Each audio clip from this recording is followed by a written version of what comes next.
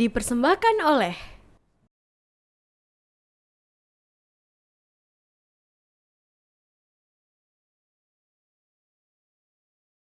Bismillahirrahmanirrahim. Assalamualaikum warahmatullahi wabarakatuh. Pemirsa TVmu dimanapun Anda berada, senang sekali karena program Podcast TV Show bisa kembali hadir menyapa Anda semuanya bersama dengan saya Vini Alyani.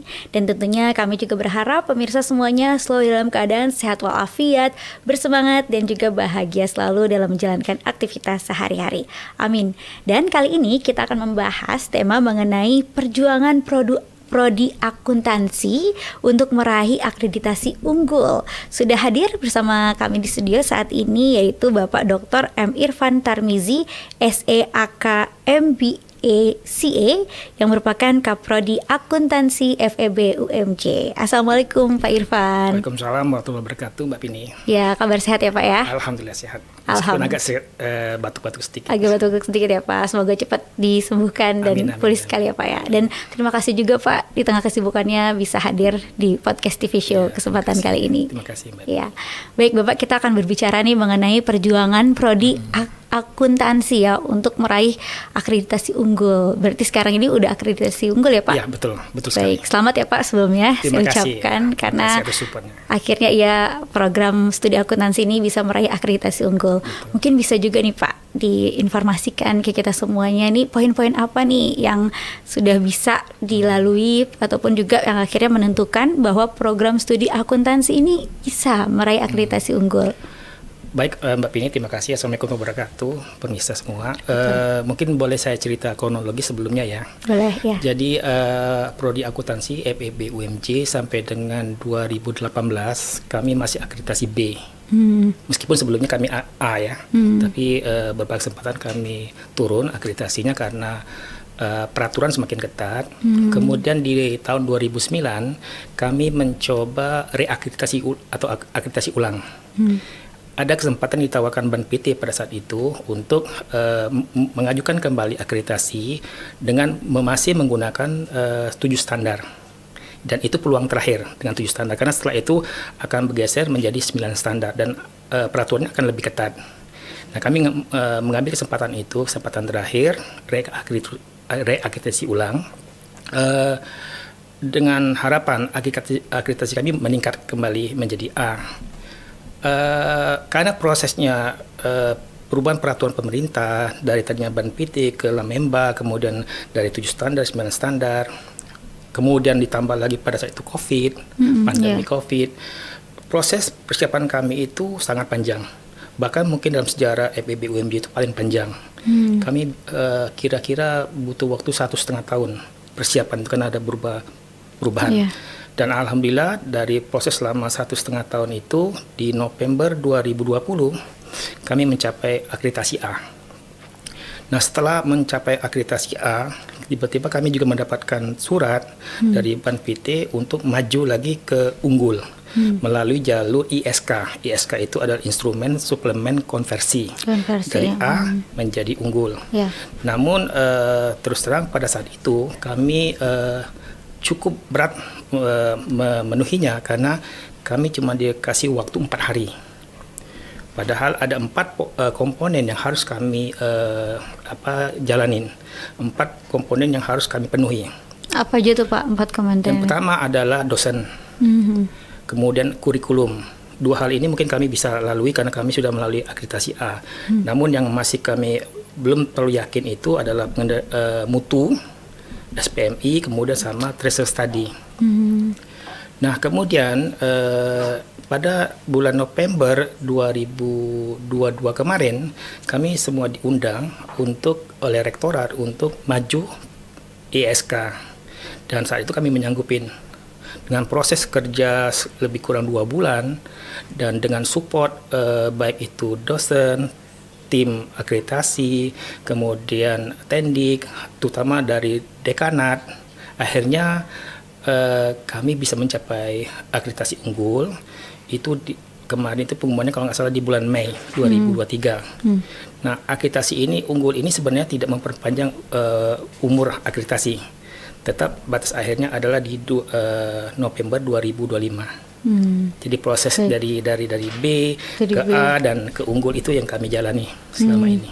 Begitu Mbak Vini. Baik, namun akhirnya perjuangannya membuahkan hasil ya, Ya, bisa meraih.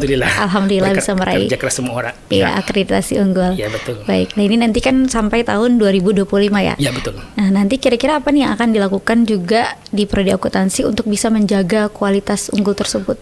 Baik. Nanti pada saat akreditasi 2025 kami masa berakhirnya November 2025, tentu kami harus mengikuti standar yang berlaku. Saat ini standarnya dari kemarin 7 sekarang menjadi 9 standar. Nah, itu tentu lebih berat lagi, dan beberapa indikator itu kalau nggak salah sekitar 17 indikator harus bernuansa internasional. Nah, makanya dari sekarang kami pengelola program studi itu mengarahkan beberapa kegiatan harus berbau internasional. Seperti itu. Iya ya. Nah, berbau internasional. Nah, ini seperti apa nih contoh kegiatan yang dilaksanakan? Oke, baik. Ya. Pertama, mendorong dosen-dosen kami, sumber daya manusia kami, tenaga pendidik, agar menghasilkan karya ilmiah, artikel yang itu tidak hanya masuk ke dalam jurnal nasional terakreditasi, namun jurnal internasional seperti Scopus dan sebagainya.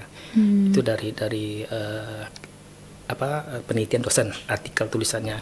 Kemudian dari sisi lain, mungkin dosen juga akan kami dorong untuk kolaborasi dengan dosen-dosen dari berbagai disiplin perguruan tinggi lain, bahkan dari internasional. Selain itu, kami juga kemarin sempat kami melakukan pengabdian kepada masyarakat di pengusaha di Thailand. Meskipun itu baru sebatas saat itu kami secara online. Jadi ada di kami kan di prodi S1 ada 3, ada ekonomi Islam, ada manajemen dan akuntansi. Kami bertiga itu kolaborasi mengadakan pengabdian kepada masyarakat internasional dengan pengusaha-pengusaha UKM di Thailand. UKM di Thailand. Ya, meskipun itu secara online. Secara online ya. Secara Namun online. sudah mulai dirintis ya. Ya, sudah dirintis seperti itu. Baik, jadi untuk meningkatkan juga dosen berkualitas internasional, ini juga dituntut dosennya banyak melakukan penelitian ya, untuk dengan skala internasional. Betul, Namun, betul Mbak Pini. Baik, dari situ support seperti apa juga yang diberikan dari prodi akuntansi untuk mendorong dosen ini jadi gemar ya dan semangat juga untuk melakukan banyak penelitian tadi. Oke, jadi yang jelas pertama tentu support harusnya dari pimpinan ya. Pimpinan memberikan support dengan misalnya memberikan insentif dosen-dosen itu menulis karya ilmiah, artikel, dan tentu juga harus dibarengi dengan ada diskusi-diskusi kelompok di dosen, bagaimana kita bersama-sama membuat suatu artikel yang baik, seperti itu. Baik. Jadi dari berbagai pihak tentunya harus saling mensupport untuk hal itu. Ya. Untuk kualitas dosen juga ini seperti apa dosen-dosen yang dimiliki program studi akuntansi dari untuk master misalnya dosen yang sudah mendapatkan gelar doktor gitu yang ditunjang juga, mungkin apakah ada guru besar seperti itu? Baik Mbak Pini, untuk SDM terutama pada tenaga pendidik atau dosen, alhamdulillah sesuai pencapaian kami unggul melalui ISK tadi, itu porsi dosen yang sudah bergelar S3 itu di atas 60%. Untuk profesor, 60%. meskipun berlatar belakang guru besar itu berlatar belakang ilmu akuntansi belum ada, namun kan ketentuan sekarang ini membolehkan beberapa dosen, terutama misalnya dari manajemen, yang kalau dia mengajar di akuntansi itu juga bisa diakuin. Ya, seperti itu. Jadi ada beberapa dosen dari disiplin ilmu manajemen juga kami beri tugas untuk mengajar di akuntansi, khusus mata-mata kuliah yang berbau manajemen. Manajemen, ya. Jadi bisa untuk dari program studi lain juga ya. Saling mengisi. Ya. Baik. Jadi itu tadi perjuangan yang dilakukan untuk bisa meraih gelar akreditasi. Betul, ya. Mbak Tini. Sekarang kita ke ini ya Pak, ke disiplin ilmunya akuntansi nih ya.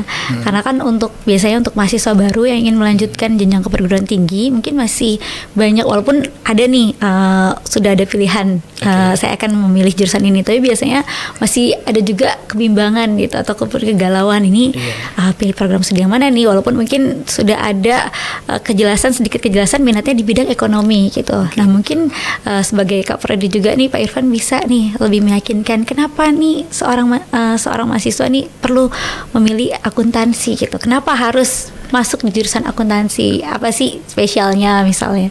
Oke, baik. Terima kasih Mbak Pini. Saya rasa juga podcast ini tepat ya untuk kami ajang promosi ya. Supaya menarik minat calon mahasiswa baru yang mungkin masih kebingungan mencari kemana mereka harus kuliah, disiplin ilmu apa yang mereka ambil. Program studi akuntansi atau disiplin ilmu akuntansi sampai saat ini tetap menarik untuk mahasiswa. Kenapa? Seiring dengan perkembangan zaman, pertumbuhan ekonomi yang semakin meningkat, kebutuhan tenaga akuntan juga semakin tinggi. Jadi kami di Prodi Akuntansi FEB UMJ menawarkan 4 profil lulusan.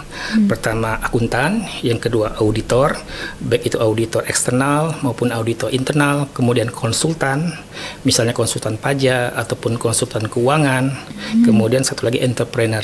Jadi itu profil lulusan yang kami tawarkan kepada calon mahasiswa baru. Nah, profil lulusan ini tentu kami juga menawarkan konsentrasi atau peminatan sesuai dengan profil yang kami akan tawarkan kepada calon mahasiswa. Jadi di kami ada konsentrasi namanya akuntansi perusahaan atau akuntansi bisnis. Ada audit, kemudian ada pajak, dan satu lagi ada akuntansi syariah. Nah, itu yang menunjang pencapaian profil lulusan yang kami tawarkan kepada calon mahasiswa. Begitu Mbak Pini. Baik, jadi itu tadi menariknya belajar akuntansi ya. Ada betul. 4 tadi profil nantinya lulusan dari program studi akuntansi ini. Nah, kita masih akan membahas hal lainnya nih Pak Irfan. Namun kita lihat dulu nih yang berikut ini yang mau lewat. Pemirsa jangan kemana-mana, tetap bersama kami dalam podcast TV Show. Pemirsa, kembali lagi dalam podcast TV Show. Kali ini kita membahas perjuangan Prodi Akuntansi untuk meraih akreditasi unggul bersama dengan Pak Irfan. Kita lanjutkan kembali ya Pak ya. Baik, jadi tadi untuk program, untuk jurusan dari akuntansi ini ada 4 profil yang lulusan ya. Ini juga masuk ke dalam penjurusan di akuntansi itu Pak ya, nantinya. Jadi untuk mendukung pencapaian profil lulusan yang kami tawarkan, ada 4 konsentrasi yang kami tawarkan. Tinggal nanti mahasiswa memilih dari 4 itu mana passion, di mana mereka passionnya berada tepat ya. Kemudian apa tujuan mereka ke depan. Jadi seperti saya sampaikan tadi, pertama ada audit misalnya ya, itu berarti nantinya mereka akan menjadi auditor, baik itu auditor eksternal maupun auditor internal. Kemudian ada akuntansi perusahaan, dan nanti itu selaras dengan profil lulusan akuntan tadi, misalnya akuntan internal di perusahaan. Kemudian ada pajak. Nanti mereka bisa menjadi konsultan pajak ataupun pegawai staf pajak di suatu perusahaan. Dan terakhir akuntansi syariah. Sesuai dengan induk kita kan, kita berada di naungan sebuah perguruan tinggi Islam, PTMA. Ya tentu kita harus mengedepankan akuntansi syariah. Dan itu harapannya nanti lulusan-lulusan yang berkecimpung di akuntansi syariah nanti juga bekerja mengabdi di institusi syariah seperti itu. Ini nanti mahasiswa bisa memilihnya itu di semester berapa Pak untuk penjurusan ini? Mahasiswa bisa mulai milih itu sejak semester 6. Jadi setiap konsentrasi itu ada 15 SKS. 3 mata kuliah atau 9 SKS itu ada di semester 6, dan 2 mata kuliah atau 6 SKS ada di semester 7. Dan nanti tentu di ujungnya adalah skripsi, dan skripsinya harus sesuai dengan konsentrasi yang mereka pilih. Seperti itu. Gitu, baik. Betul. Untuk sistem belajarnya seperti apa Pak? Ini sekarang kan sudah mulai kembali normal ya. Berarti sudah offline semua atau masih ada campur antara offline dan online seperti itu? Secara umum kami offline sudah mulai offline. Tapi kalau ketika misalnya ada dosen berhalangan ke kampus ataupun ada tugas di luar keluar kota misalnya, cuma bisa melakukan tatap muka secara online, ya tentu kami sediakan fasilitas untuk itu melalui namanya AdLink ya. Di situ bisa Zoom ya atau Google Meet dan sebagainya. Baik, untuk ini skema pembelajaran juga bagaimana? Apakah ada juga nanti terjun ke lapangan, seperti misalnya terjun ke perusahaan-perusahaan nanti untuk seperti apa sih kerjanya seorang akuntan publik seperti itu? Ya tentu pasti ada. Jadi di KP ada mata kuliah namanya magang, 3 SKS, dan tentu harapannya magang mereka sesuai dengan konsentrasi yang mereka pilih. Ketika mereka mengambil konsentrasi audit, ya tentu mereka harusnya magang di kantor akuntan. Karena kami kan menyiapkan tenaga profesional akuntansi di bidang masing-masing. Yang ambil pajak, ya harapannya mereka magang misalnya di kantor pelayanan pajak ataupun di konsultan pajak. Begitu juga misalnya akuntansi syariah, tentu mereka harusnya bisa mengabdi magang di institusi syariah, perbankan syariah dan sebagainya. Kalau mereka ngambil akuntansi perusahaan, ya harapan kami mereka magang di perusahaan. Jadi bagaimana tugas akuntan manajemen di suatu perusahaan seperti itu. Baik ya. Adakah ilmu-ilmu dasarnya yang harus dikuasai misalnya oleh calon mahasiswa akuntansi, ilmu hitung-hitungan, apakah harus jago ilmu hitung-hitungan gitu? Terus apakah ada rumus-rumus tertentu nih Pak nantinya untuk dalam akuntansi gitu? Jadi sebagai gambaran nih susah nggak sih belajar akuntansi gitu? Sebenarnya nggak susah-susah amat ya, tergantung kitanya ya, kemauan keras kita untuk meraih impian ya. Jadi akuntansi ya bukan misal hitung-hitungannya nggak seperti misalnya mahasiswa di MIPA Matematika atau Fakultas Ilmu Pendidikan Matematika, nggak seperti itu. Yang secara umum di akuntansi itu bagaimana kita menyusun laporan keuangan. Itu secara umum ya. Secara umum orang memahami akuntansi adalah kita menyusun laporan keuangan suatu perusahaan. Tapi sebenarnya banyak hal yang bisa diraih atau bisa kita lakukan dengan akuntansi. Tidak hanya akuntansi itu cerminnya hanya perusahaan, enggak. Bisa akuntansi pemerintahan, bisa bahkan misalnya akuntansi masjid, bahkan yang paling kecil sekali di masyarakat itu misalnya akuntansi rumah tangga. Jadi semua sendi-sendi kehidupan kita tuh sebenarnya melekat di situ akuntansi.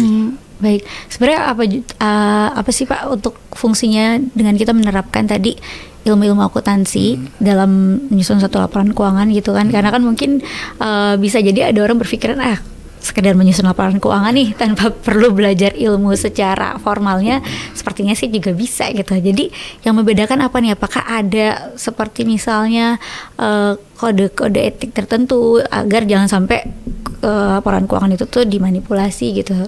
Betul. Bagaimana? Betul sekali Mbak Vini. Ya. Jadi tetap orang itu perlu belajar ilmunya ya, ilmu akuntansinya, karena sebenarnya ini kan bentuk pertanggungjawaban kita. Ya, bentuk pertanggungjawaban kita tergantung nanti perspektif kita seperti apa. Kalau misalnya mohon maaf, kalau misalnya perspektif barat, ya tentu pertanggungjawaban kita kalau kita kerja di perusahaan hanya bagaimana kita bertanggung jawab kepada pemilik perusahaan. Bagaimana kita menyusun laporan keuangan sebaik-baiknya sesuai dengan keinginan misalnya pemilik perusahaan. Tapi kalau kita sebagai umat Islam tentu pertanggung jawab kita menjadi lebih luas, lebih tinggi. Kita harus mendapatkan inginnya dapat ridho Allah Subhanahu wa taala. Jadi kita harus benar-benar menyusun laporan keuangan itu sebaik-baiknya dan sejujur-jujurnya. Nah, tentu nggak bisa asal aja kan. Nah, ada pedoman-pedoman yang harus kita ikutin. Termasuk misalnya tadi kalau kita bicara menyusun laporan keuangan suatu perusahaan, kita lihat dulu perusahaan ini skalanya seperti apa. Apa sudah go internasional atau UKM atau UMKM. Nah, itu semua punya pedoman sendiri. Jadi di dunia akuntansi itu ada namanya pedoman kami itu namanya standar akuntansi keuangan. Jadi ada standar akuntansi keuangan IPRS, ada standar akuntansi keuangan untuk etap, ada standar akuntansi keuangan untuk UMKM. Bahkan di industri misalnya perbankan syariah, kita juga punya SAK sendiri, SAK syariah misalnya. Syariah. Jadi semua apa yang membedakan tuh Pak? Ya, SAK syariah misalnya sama yang akuntansi biasa umum non syariah. Ya tentu dari jumlah laporan keuangan juga berbeda. Secara umum kalau akuntansi pada umumnya itu 58 jenis laporan keuangan, kali akuntansi SAK syariah lebih banyak. Karena tadi pertanggungjawaban kita itu tidak hanya kepada manusia. Jadi tentu butuh lebih banyak bentuk-bentuk pertanggungjawabannya seperti itu. Itu yang saya pahami dari akuntansi syariah. Baik, jadi tetap harus ada itu tadi pertanggungjawaban yang lebih kita pegang ya pada Allah Subhanahu wa taala, dan juga perlu ilmu-ilmunya ya, ilmu pastinya itu tadi yang secara formal dipelajari. Betul. Misalnya contoh sederhana seperti ini. Misalnya kan kalau pengurus masjid misalnya, kalau kita tahu masjid itu kan selalu tiap akhir Jumatan memberikan laporan kan, uang kas masuk, kas keluar. Tapi sebenarnya kan masjid itu sendiri kan punya aset. Tapi aset itu kan nggak pernah dilaporkan berapa ininya. Nah itu bagaimana? Makanya perlu buat akuntansi masjid. Bagaimana, apa kriterianya? Agar tercatat dan tercatat jelas ya, dengan jelas, dan itu akan menjadi pertanggungjawaban takmir masjid kepada umat, kepada jamaah masjid tersebut. Baik, berarti nanti ada juga pola-pola tertentu, misalkan untuk tadi akuntansi perusahaan berskala kecil, menengah dan besar, itu beda lagi ya Pak penerapannya ya. Beda. Untuk arus kas masuknya, arus kas keluarnya. Misalnya kalau untuk industri UMKM ya, ini kan skala kecil ya. Jumlah laporan keuangan nggak sebanyak perusahaan yang sudah go public. Kalau go public dia ada 5 jenis laporan keuangan, kalau UMKM hanya 3 jenis laporan keuangan yang dibutuhkan. Baik. Ini kan mereka hanya simple ya, simple, dan informasi juga nggak terlalu banyak diberikan atau dikeluarkan seperti itu. Kalau untuk yang lebih besar lagi, ada berapa Pak? Bisa lebih banyak lagi? Ada 5. Ada 5. Secara umum ada 5. Seperti itu. Nah kemudian itu kan laporan keuangan dihasilkan oleh akuntan perusahaan. Nah apakah ini benar atau enggak, perlu jasa auditor. Untuk memastikan bahwa laporan keuangan ini sudah dibuat dengan benar oleh akuntan perusahaan. Jadi auditor ini yang memeriksa. Jadi dari lulusan akuntansi juga. Betul. Nah, jadi mereka yang memeriksa, yang memverifikasi mungkin. Iya, betul. Jadi mereka yang memeriksa kebenaran penyajian laporan keuangan ini, agar laporan keuangan ini bisa diterima oleh masyarakat lebih luas. Dan juga menjadi pedoman pegangan dari pemilik perusahaan. Itu untuk perusahaan yang go public biasanya Pak? Ya, pada umumnya seperti itu. Tapi untuk perusahaan skala kecil belum perlu? Sebenarnya tidak terlalu diwajibkan tergantung kepentingannya ya. Seperti itu. Baik. Tapi kalau perusahaan go public itu pasti harus. Kenapa harus seperti itu? Kenapa harus di audit oleh seorang auditor? Auditor karena kan bisa jadi mungkin ini perusahaannya pemilik perusahaan gitu. Tentu keuangannya mungkin orang berpikir ya biarlah pemilik perusahaan saja yang tahu, tidak perlu masyarakat umum mengetahui. Tapi mungkin ada beberapa perusahaan yang memang sudah go internasional, go public gitu. Kenapa harus begitu Pak? Ya karena kan kita tahu ya, kalau perusahaan sudah go public, maka mereka kan pasti menerbitkan saham yang dilempar kepada masyarakat umum. Nah masyarakat percaya bahwa perusahaan ini misalnya untung atau rugi, sehat apa enggak, enggak cuma cukup dengan apa yang disajikan oleh orang dalam kan perusahaan. Ada pihak independen dalam hal ini, yaitu auditor tadi, kantor akuntan publik yang ditunjuk atau yang terdaftar di OJK misalnya, atau yang terdaftar di Bursa Efek Indonesia. Mereka lah yang ditugaskan. Benar nggak ini, sesuai nggak dengan standar akuntansi yang berlaku? Baik. Kalau dia nggak sesuai, maka opininya pun akan berbeda. Tapi kalau misalnya benar-benar sesuai, nggak ada kecurigaan atau kecurangan segala macam, maka opininya jadi misalnya opini WTP, wajar tanpa pengecualian. Seperti itu. Baik, jadi tidak main-main ya tradisi ini ya Pak ya. Dan ini juga bisa diterapkan untuk instansi pemerintahan ya. Betul. Sehingga nanti bisa meminimalisir potensi korupsi seperti itu ya Pak ya. Ya baik, menarik sekali. Ini kita akan lanjutkan kembali Pak, tapi kita jeda sejenak dulu ya Pak ya. Baik, terima kasih. Dan pemirsa jangan kemana-mana, tetap bersama kami akan kembali sesaat lagi. Pemirsa, kembali lagi dalam podcast TV Show bersama saya Vini Liani dan juga Pak Irfan. Ini kita membahas mengenai perjuangan prodi akuntansi untuk meraih akreditasi unggul. Nah, tadi Pak Irfan udah menjelaskan juga mengenai perjalanannya ya Pak ya. Yang mana akhirnya bisa mendapatkan status akreditasi ini sampai nanti tahun 2025 gitu. Nah, tentunya ada prestasi-prestasi juga nih yang telah diraih oleh prodi akuntansi. Nah, prestasi-prestasi itu apa aja sih Pak? Yang terakhir yang dalam waktu yang dekat yang sudah dilalui di bulan Maret, kami menyelenggarakan suatu konferensi namanya Konferensi Ilmiah Akuntansi ke-10. Itu kerjasama dari IAI, KAPD, Ikatan Akuntan Indonesia, Kompartemen Akuntan Pendidik Wilayah Jakarta, yang memberikan kami amanah menjadi host acara tersebut. Dan itu yang ke-10. Jadi ini adalah gaweannya dari IAI, KAPD Wilayah Jakarta. Kami ditunjuk jadi host. Alhamdulillah kami bisa menyelenggarakan itu dengan baik. Setidaknya terbukti kami mendapatkan rekor muri. Rekor muri. Rekor muri, betul. Ya, suatu kebanggaan ini Pak ya. Alhamdulillah. Ya. Juga berkat kerja keras panitia, kemudian dukungan support dari rektorat sampai dengan dekanat, akhirnya kami bisa mencapai itu. Pengakuan itu karena kegiatan ini kami lakukan kalau nggak salah 10 Maret 2023 kemarin. Itu diikuti 45 co-host. Jadi ada host, kami host, dan ada beberapa co-host dari perguruan tinggi lain, baik itu negeri maupun swasta. Ada 45 co-host yang tersebar dari Aceh sampai Papua. Jadi rekor muri kami itu. Jadi seluruh Indonesia ikut ya? Alhamdulillah. Dan ada beberapa partisipan dari perguruan tinggi lain, tapi mereka tidak menjadi co-host. Tapi ini benar-benar rekor muri dicapai karena jumlah co-host terbanyak dan sebarannya dari Aceh sampai Papua. Jangkauannya. Iya, ini bisa menjadi contoh juga ini untuk perguruan tinggi lainnya ya. Betul. Untuk mengadakan acara yang serupa. Betul. Baik, itu tadi salah satu prestasi dari Prodi. Betul. Untuk mahasiswa prestasinya seperti apa aja Pak? Oke, alhamdulillah mahasiswa Prodi Akuntansi FEB UMJ banyak juga melahirkan prestasi-prestasi baik itu akademik maupun non-akademik. Misal contoh akademik ya, dengan adanya program MBKM dari Menteri Pendidikan, kan itu ada 8 program. Tapi kami ngambil hanya beberapa program, nggak semuanya. Nah, salah satu misalnya pertukaran pelajar.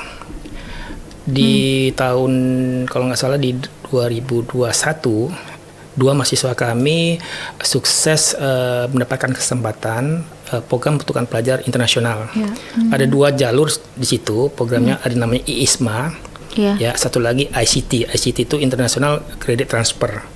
Bedanya kalau program IISMA, ini mahasiswa itu yang berhasil dengan skor TOEFL di atas 500, mereka berhak kuliah langsung di perguruan tinggi yang dituju. Alhamdulillah waktu itu mahasiswa program akuntansi S1 sempat menikmati kuliah di Universiti Kebangsaan Malaysia selama 1 semester, 6 bulan. 1 semester ya? Iya, 6 bulan langsung di tempatnya. Kemudian ada lagi yang tadi ICT, satu juga program mahasiswa program akuntansi itu mendapat kesempatan belajar di BUCT, Beijing University Chemical Technology. Tapi itu secara online.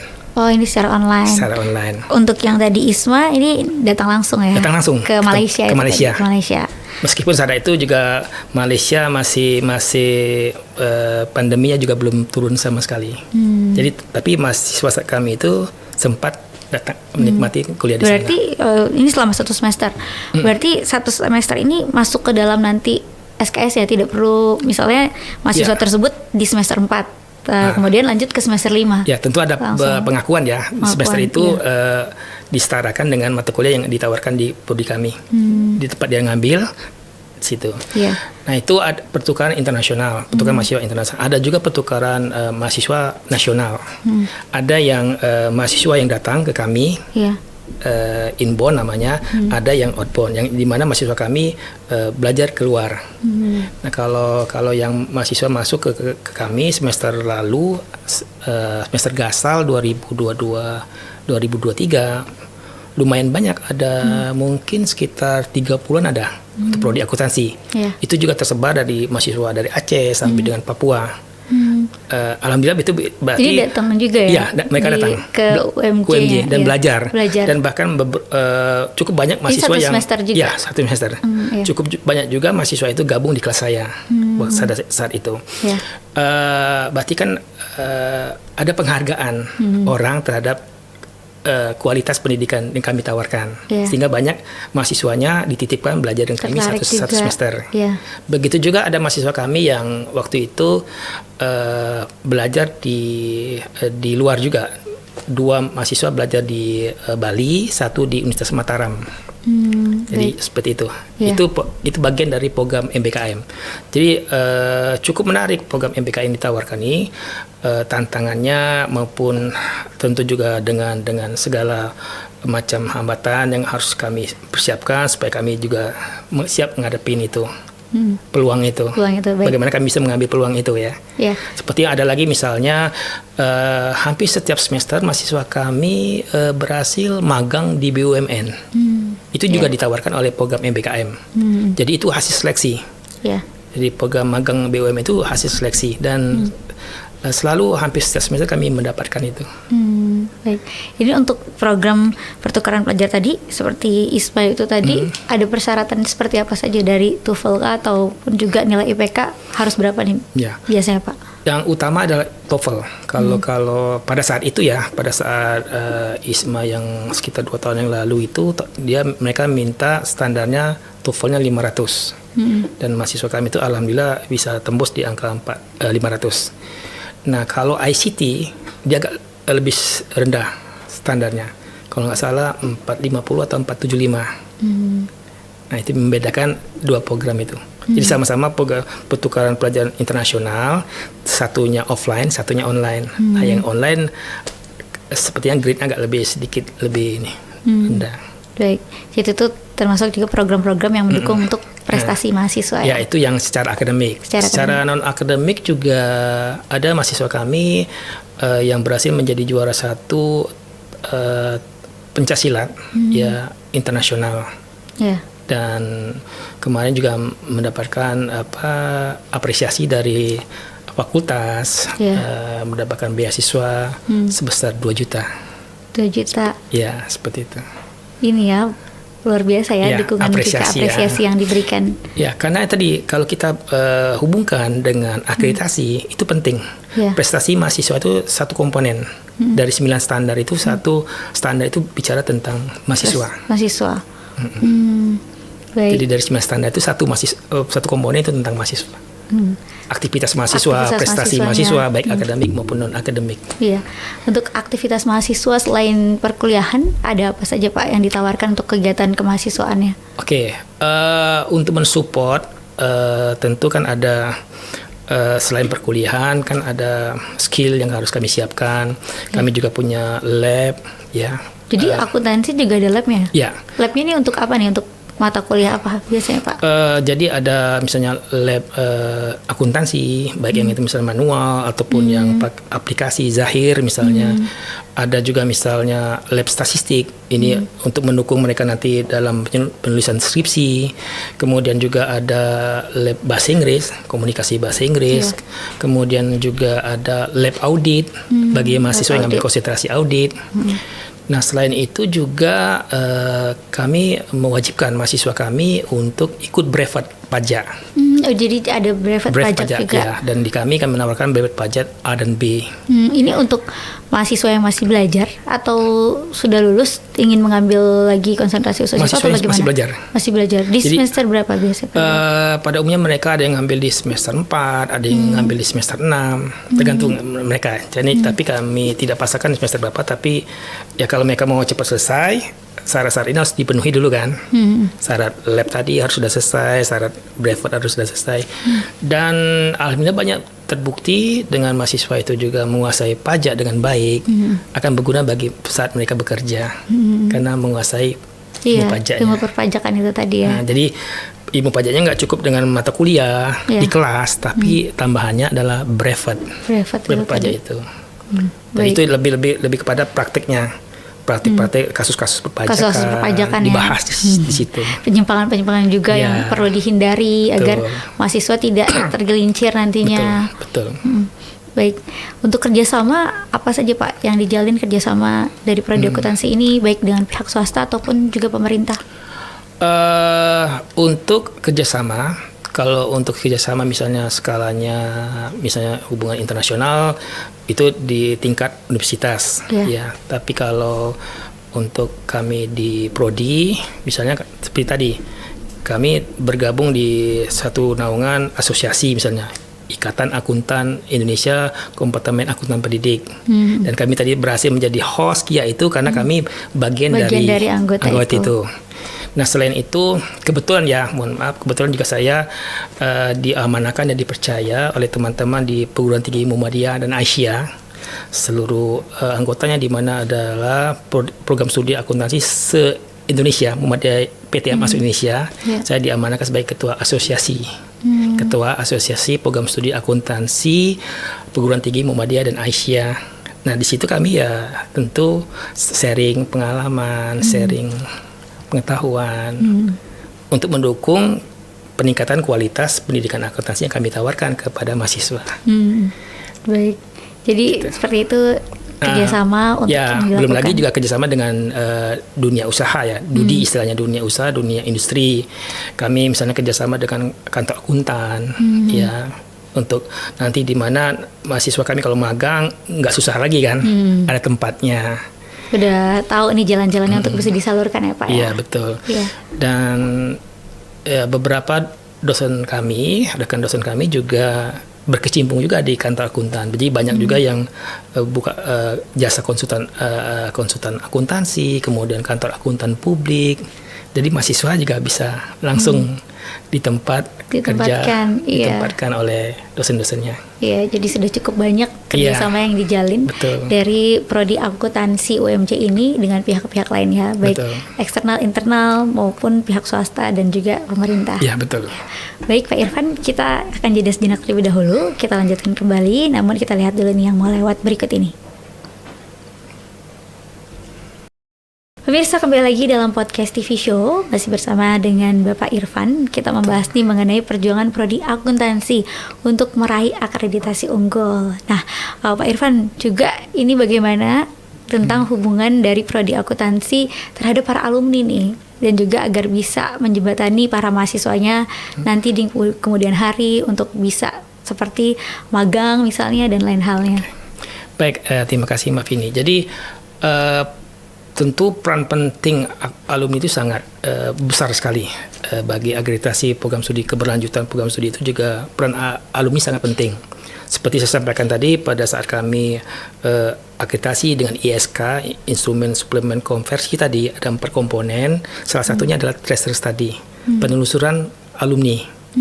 Alumni kami misalnya berapa lama dia diterima kerja, dia kemudian apakah bidang kerjanya sesuai dengan kompetensinya, disiplin ilmunya. Kemudian nah dari situ kan tentu ada komunikasi kan dengan para alumni. Mungkin di fakultas juga kan ada ikatan alumni fakultas, universitas juga ada seperti itu. Nah, mereka sering melakukan kegiatan-kegiatan yang tentunya akan mensupport. Seperti juga misalnya apapun kegiatan yang akademik yang ada di program studi, tentu ada banyak hal itu kami melibatkan alumni. Misalnya perumusan visi, misalnya program studi, kami harus melibatkan bukan hanya dosen, pimpinan, tendik, tenaga pendidikan, mahasiswa, tapi alumni juga kami libatkan. Kami ingin tahu bagaimana perspektif mereka, bagaimana cara pandang mereka, dan bagaimana pengalaman mereka di luar. Kemudian itu salah satu. Kemudian tentu harapannya dengan kerjasama yang baik dengan alumni, nanti adik-adiknya bisa magang di tempat mereka kerja atau perusahaan yang mereka dirikan. Jadi tentu sangat penting sekali peran alumni dan itu. Dan terus juga terjalin dengan baik ya Pak ya? Alhamdulillah sampai sekarang seperti itu. Iya. Baik, lalu kemudian juga terkait untuk program studi akuntansi ini tadi, di mana lulusan-lulusannya bisa menjadi akuntan perusahaan ya Pak ya. Nah, ini terkait juga dengan akuntan publik. Untuk akuntan publik itu apakah bisa langsung atau nanti harus mengikuti pendidikan khusus? Ya, tentu ketika mahasiswa sudah menyelesaikan sarjananya, S1-nya, di kami itu namanya sekarang SAK, ya, sarjana akuntansi, mereka harus bersiap diri untuk mensupport pekerjaan mereka nanti. Ya, mereka harus menambah skill pengetahuan. Misalnya kalau ketika mereka ingin meraih cita-cita impian menjadi seorang akuntan publik, mereka harus ikut sertifikasi lagi. Misalnya untuk akuntan publik ada namanya CPA. Kemudian kalau mereka kerja di perusahaan menjadi akuntan manajemen perusahaan, mereka harus mengambil sertifikasi misalnya CMA atau CPMA. Kalau mereka ingin menjadi auditor internal ada QIA. Kemudian kalau mereka mau jadi konsultan pajak, mereka harus mengambil sertifikat PKP, bersertifikat konsultan pajak. Jadi itu yang untuk mendukung pekerjaan mereka nantinya.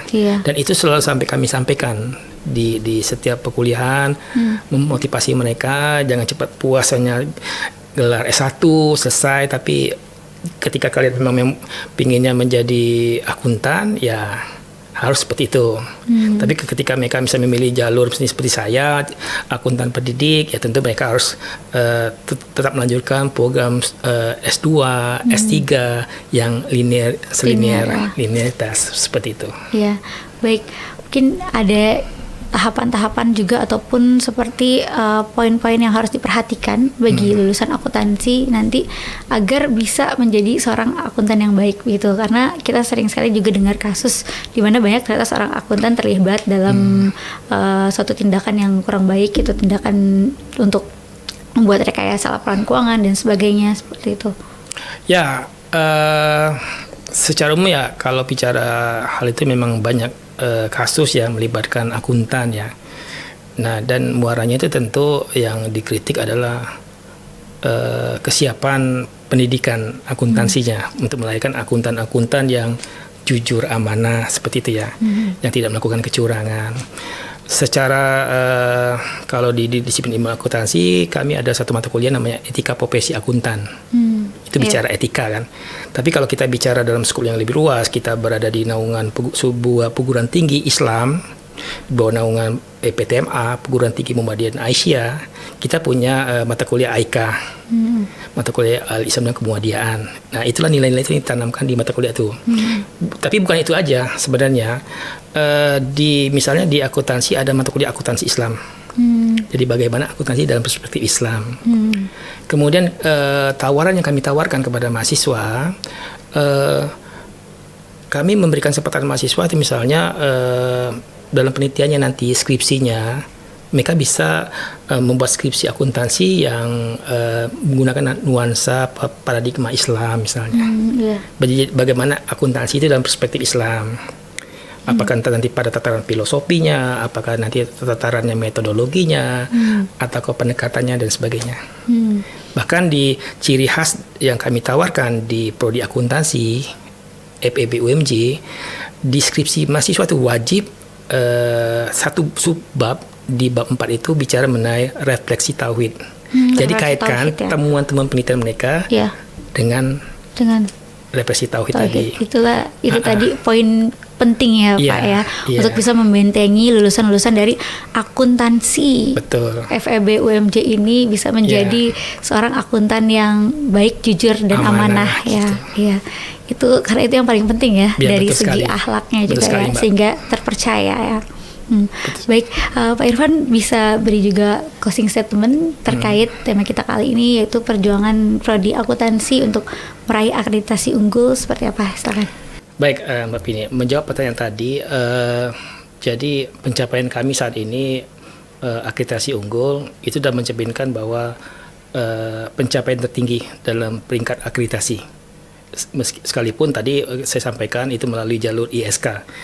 Pada saat itu di akhir tahun bulan November 2022 kami beserta prodi-prodi lain di lingkungan UMJ itu diundang, terutama yang akreditasinya A. Ada sekitar belasan prodi yang A itu diundang untuk ngambil jalur ISK untuk menuju unggul. Nah, kebetulan kami tepat memenuhi target dari pihak rektorat atau Badan Pengendali Mutu Universitas Muhammadiyah Jakarta untuk mengupload itu di akhir bulan Desember 2022. Dan alhamdulillah kami prodi yang nomor 2 meraih unggul melalui jalur ISK, selain yang pertama adalah manajemen. Dan prodi-prodi lain saat ini masih menunggu hasil daripada akreditasi unggul tersebut melalui jalur ISK. Baik. Baik, jadi ini benar-benar suatu pencapaian yang membanggakan untuk Betul. prodi akuntansi karena telah berhasil ya mendapatkan akreditasi unggul. Betul. Baik, Pak Irfan boleh memberikan pesan-pesan juga untuk pemirsa TVmu ataupun juga ajakan bergabung nih untuk bisa menjadi keluarga besar dari prodi akuntansi. Silakan. Baik, terima kasih Mbak Pini. Alhamdulillah dengan pencapaian kami prodi akuntansi UMJ yang unggul, kami harapkan banyak calon-calon mahasiswa baru bergabung ke kami menjadi keluarga besar prodi akuntansi FEB UMJ, khususnya Universitas Muhammadiyah Jakarta pada umumnya, menjadi keluarga besar yang kita bisa sama-sama bahu-membahu membangun, terutama bagaimana kita menciptakan akuntan-akuntan yang amanah, yang jujur, yang mempunyai spiritualitas Islam yang baik. Itu harapan kami. Baik, terima kasih Pak Irfan. Sama-sama, Mbak Semoga Pini. sukses selalu untuk Terima program kasih. studi akuntansi ini bisa terus jaya ya dan terus mendapatkan akreditasi unggul. Sekali lagi terima kasih. Alhamdulillah, terima kasih Mbak Winnie. Pemirsa, demikianlah tadi pemaparan dan juga penjelasan dari Bapak Irfan sebagai Ketua Program Studi Akuntansi FEB UMJ mengenai tema kita kali ini, yaitu perjuangan prodi akuntansi untuk meraih akreditasi unggul. Mudah-mudahan apa yang disampaikan bisa mencerahkan dan juga bermanfaat untuk kita semua. Dan kini sampailah kita di penghujung acara. Saya Vini Holyani bersama dengan Pak Irfan dan juga seluruh kerabat kerja yang bertugas, kami mohon pamit undur diri. Jangan lupa untuk saksikan selalu podcast TV Show hanya di TV Muhammadiyah. Akhir kata, Nasrun minal wafatun qarib wa basir mukminin. Wassalamualaikum warahmatullahi wabarakatuh. Waalaikumsalam warahmatullahi wabarakatuh.